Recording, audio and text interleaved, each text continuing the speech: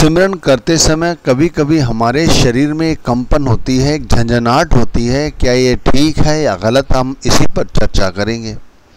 भक्ति का कोई भी स्रोत ले लो, वो हमारे अंदर ही है। जब हम उस भक्ति में डूब जाते हैं, कहते हैं जब हमारी भक्ति सही रास्ते पर चलती है तब हमें एहसास होता है इस चीज़ का, जो हमारे शरीर में कंपन उत्पन्न करती है या सरसराहट उत्पन्न करती है।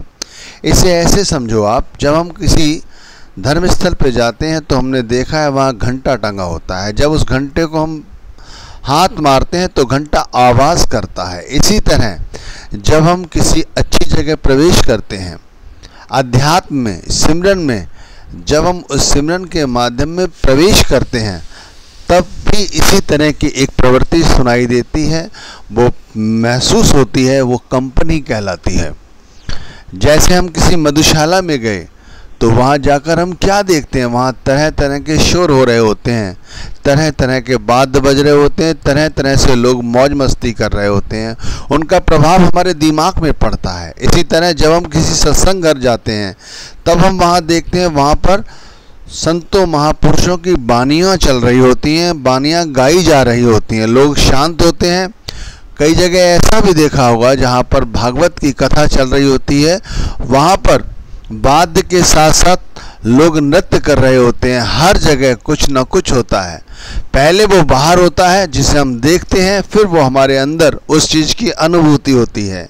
इसी तरह जब सिमरन करने बैठते हैं या भक्ति करने बैठते हैं या भजन करने बैठते हैं, कुछ भी कहें, तब भी हमारे अंदर कभी कभी ये कंपन महसूस होती है, ये सरसराहट महसूस होती है।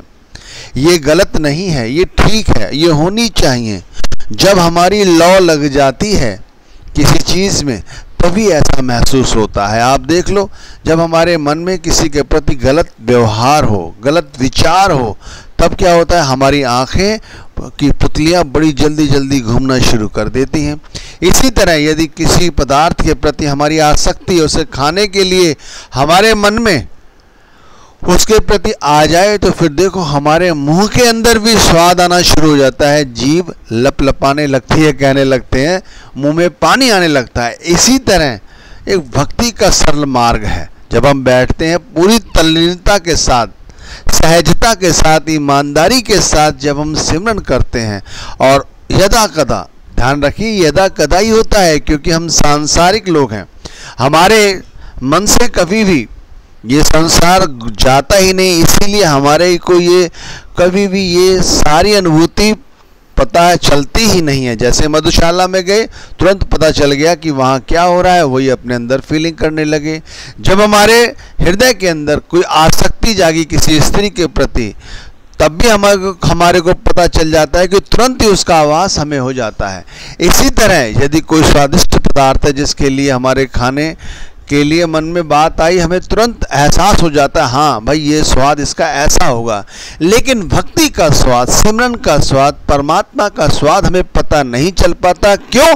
क्योंकि हमारा मन आत्मा को ढके हुए है।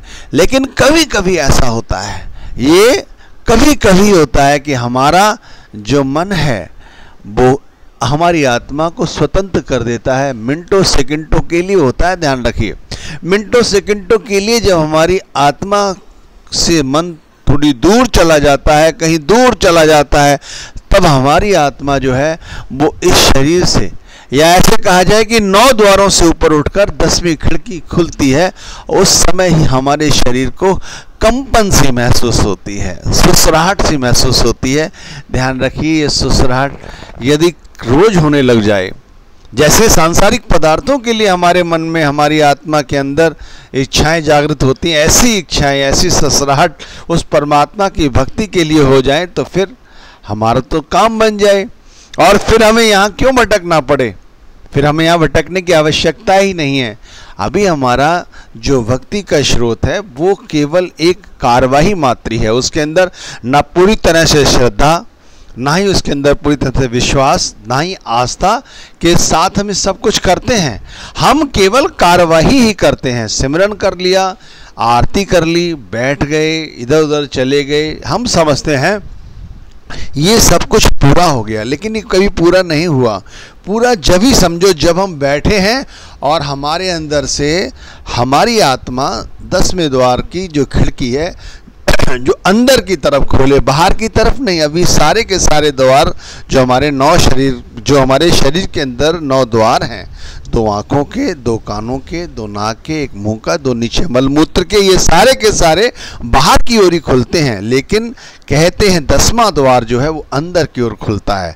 ये अंदर का द्वार, ये अंदर का दरवाज़ा हमारी आत्मा जो खोलती है वो अंदर की तरफ खोलती है। इसके लिए मन का हटना ज़रूरी है। मन जब ही हटेगा तभी हमारे शरीर में ये कंपन सी महसूस होगी। और ध्यान रखना, जो भाग्यशाली लोग इस मन को अपने से दूर कर देते हैं, जो हमेशा बैठते ही 10वीं खिड़की इनके अंदर खुल जाती है, फिर उनकी लौ लग जाती है, फिर वो कंपन उनको और ऊपर तक ले जाता है। ये अवस्था और ऊपर चढ़ती चली जाती है। जैसे हम किसी बिल्डिंग पे चढ़ने की कोशिश करें, लिफ्ट के माध्यम से करें चाहे जीने के माध्यम से करें, जैसे जैसे लिफ्ट ऊपर बढ़ेगी हमें नीचे की चीज़ साफ साफ दिखाई देने लग जाएगी।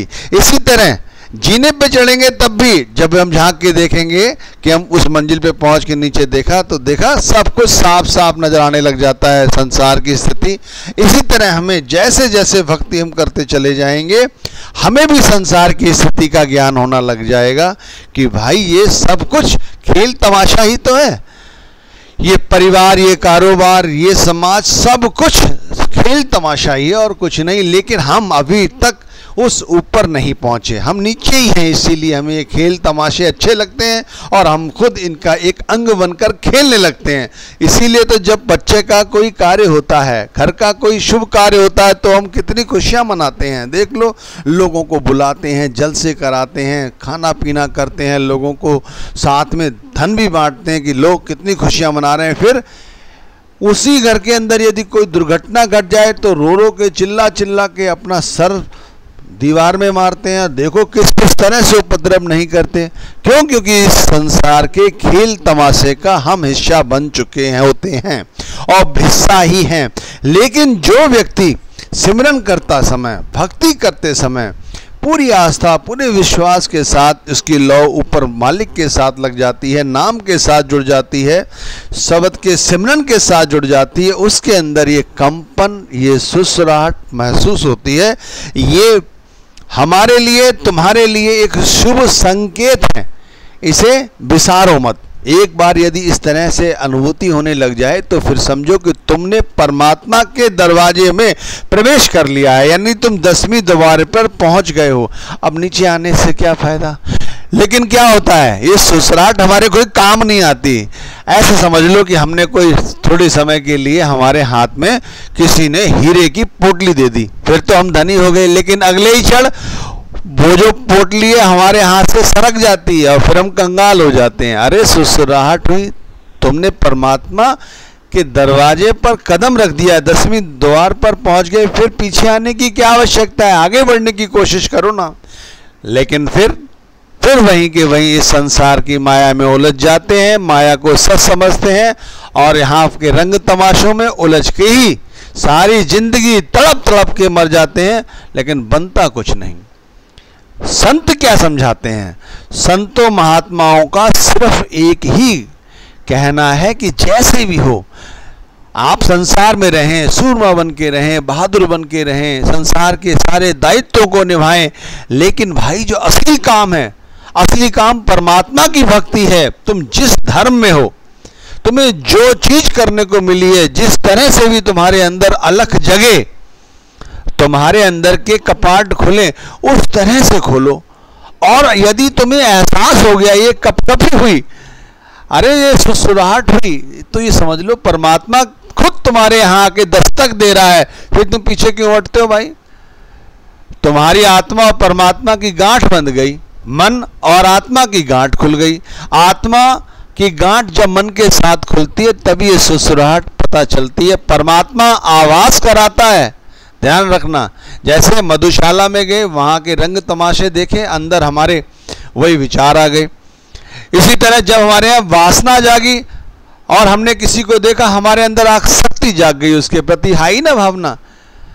पदार्थों को देखा, अच्छे अच्छे स्वादिष्ट भोजन को देखा, क्या हुआ?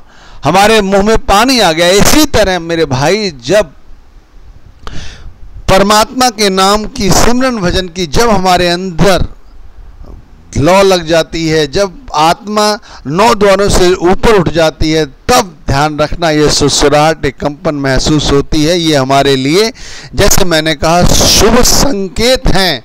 इन संकेतों को जैसे भी हो, यदि हमें मिल चुके हैं तो पीछे हटने की जरूरत नहीं है। फिर उसी तरह बैठ जाओ, फिर उसी तरह बैठ जाओ, बगैर नागा किए बैठ जाओ। अब तो बैठ ही जाओ, चाहे कोई कितना ही रोके तुम्हें। ये मन ही रोकने वाला, दूसरा तो कोई नहीं। फिर मन चाहे कितनी ही चाले चले, लेकिन नहीं, फिर तो हम बैठेंगे जरूर। ध्यान रखना, एक बार ये एहसास हुआ है कि परमात्मा मेरे समीप है, फिर मैं उससे दूर क्यों जाऊं? मैं तो बैठूंगा, जरूर बैठूंगा, पूरे विश्वास के साथ बैठूंगा, पूरी आस्था के साथ बैठूंगा, पूरी ईमानदारी के साथ बैठूंगा। ये आस्था, ये विश्वास, ये ईमानदारी क्या है? कभी ध्यान से सुनने की, समझने की कोशिश करते हो, या सुन के ऐसे ही निकाल देते हो? भाई, आस्था का मतलब है, विश्वास का मतलब है कि बस अब इस नाम के सिवाय दुनिया में कुछ भी नहीं है। इस नाम के साथ यदि मेरी आत्मा जुड़ गई तो मैं सब कुछ पा लूंगा। सब कुछ, समझ गए? सब कुछ से मतलब होता है 84 लाख योनियों की जिया जून से मुक्ति। ये सब कुछ है। ये जो सांसारिक काम धंधे, रुपया पैसा है, ये सब कुछ नहीं, ये तो खाली जरूरत है। और जितना तुम्हारा विश्वास मजबूत होगा, ध्यान रखना, उतने ही तुम्हारी जो मनोभावनाएं हैं, भावनाएं उतनी ही प्रबल होंगी। जितनी भावना जिसकी प्रबल होगी, ध्यान रखना, उसका सिमरन, उसका भजन, उसकी भक्ति, उसकी गुरु में आस्था और विश्वास उतना ही ज़्यादा प्रबल होगा। ये सच है, ये झुटलाया नहीं जा सकता, क्योंकि हमें कभी भी पूरी तरह से ना ही हम इस पर विश्वास करते हैं, ना ही इसके साथ हम कभी अपनी आत्मा को जोड़ पाते हैं। इसीलिए हमें सिमरन रूखा लगता है। इतने जीवात्मा हैं संसार के अंदर, यदा कदा ही, कभी कभी, कई लोगों को नहीं, कुछ लोगों को ये सुसुराहट, एक कंपन महसूस होती है। क्यों? क्योंकि कहीं ना कहीं उन्होंने कोई ना कोई ऐसा शुभ कार्य किया होता है जिसकी परमात्मा उनको ये संभाल देता है कि चलो करो तैयारी, अब आ जाओ, तुम्हारे और मेरे बीच में कोई नहीं है। लेकिन फिर भी हम घूम फिर के वहीं आ जाते हैं, फिर अपना नुकसान कर लेते हैं। ये नुकसान करने की बात नहीं। वक़्त के पूर्ण संत सदगुरु से यदि नाम दान का तुम्हें दान मिल चुका है, ज्ञान मिल चुका है, चश्मा मिल चुका है, छड़ी मिल चुकी है नाम रूप की, तो फिर सिमरन में लग जाओ सिमरन में, और पीछे मुड़ के ना देखो। सांसारिक दायित्वों को निभाते रहो, उनसे भी कभी डरने की जरूरत नहीं है। लेकिन कभी सांसारिक दायित्वों को निभाते निभाते जैसे हम मकड़ जाल में उलझे हुए, उलझने की जरूरत नहीं। फिर देखो 10वां द्वार हमारा